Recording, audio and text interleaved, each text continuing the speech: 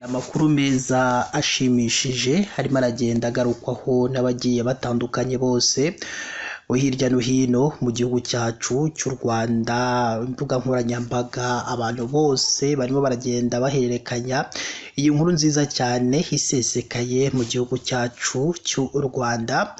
Murabizi rero igihugu cyacu cy'u Rwanda rwose ibintu byose by'iterambere nta handi biza mu gihugu cyacu cy'u Rwanda. Iyo urebye mu mujyi wa Kigali ukabona inyubako zirimo, ukajya tuvuge Muhanga, ukajya Huye, ukajya Rubavu, ukajya Musanze, ukajya za Rusizi, ukajya za Bugesera, hose wasanga imiturirwa y'inzu.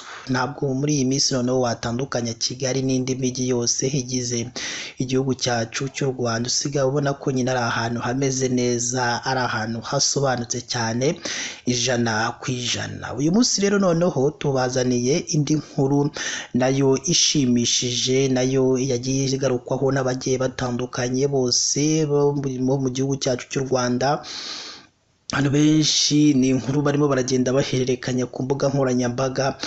Kuri ubu ngubu rero mu gihugu cyacu cy'u Rwanda hagiye gutangizwa umushinga wo gutwara abantu mu kirere.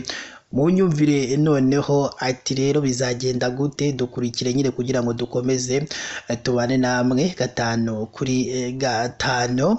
Banki Nyafurika itsura amajyambere yemeye miliyoni 500 z'amadolari y'abanyamerika zo gutangiza inyigo y'umushinga w'akataraboneka wo gutwara abantu mu kirere mu mujyi wa Kigali. Banki Nyafurika itsura amajyambere yemeye inkunga ya miliyoni 500 z'amadolari asaga miliyoni 650 z'amafaranga y'u Rwanda yo gutangiza inyigo rusange y'umushinga wo gutwara abantu mu kirere uzubakwa mu mujyi wa Kigali. Uyu mushinga witezweho kuba uwa mbere muri Afurika yo munsi y'ubutayu bwa Sahara. Uzaba ugizwe n'urugendo rwa kilometero 5.5 mu kirere, uzatwara asaga miliyoni 100 z'amadolari mu ishyirwa mu bikorwa ryawo.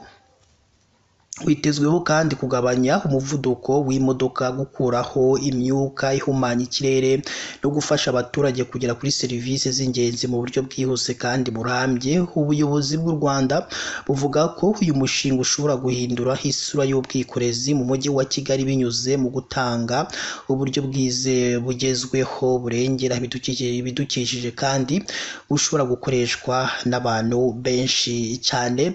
Inkuru rero ikimara gutangazwa ni inkuru yagiye igarukwaho mu bitangazamakuru bigiye bitandukanye ku mbuga nkoranyambaga. Abantu benshi cyane barimo baragenda bagaruka kuri iyi nkuru batanga ibitekerezo. Ari nk'uwagize ati ni ukuri mu gihugu cyacu cy'u Rwanda rwose ibintu ni trebye cyane. Noneho nimwonyumvire n'ako gashya kahasesekaye ko gutwara abantu mu kirere. Ni amakuru meza rero ashimishije rwose. Aho waba uri hose iyi nkuru nuyumva ndabizi ko nawe iza kuza kugushimisha. Rero murabizi ko mu mujyi wa Kigali haba hari urujya n'uruza rw'abantu benshi. Nyine murabizi ko abantu benshi nyine baba bari mu mujyi wa Kigali. Imodoka murabizi ukuntu ziba zingana. Rero kuno gutwara abantu mu kirere bije kugabanya n'uyu muvuduko ukabije nyine buri hano mu mujyi wa Kigali bitewe nyine n'ibinyabiziga byinshi cyane birimo. Murumva rero ko ari amakuru meza kandi ashimishije. Reka rero natwe dusoreze hano n'iyi nkuru yagiye igarukwaho mu bitangazamakuru ndetse n'imbuga nkoranyambaga zigiye zitandukanye, ikomeje kugenda ishimisha abagiye batandukanye bose bo hirya no hino mu gihugu cyacu cy'u Rwanda.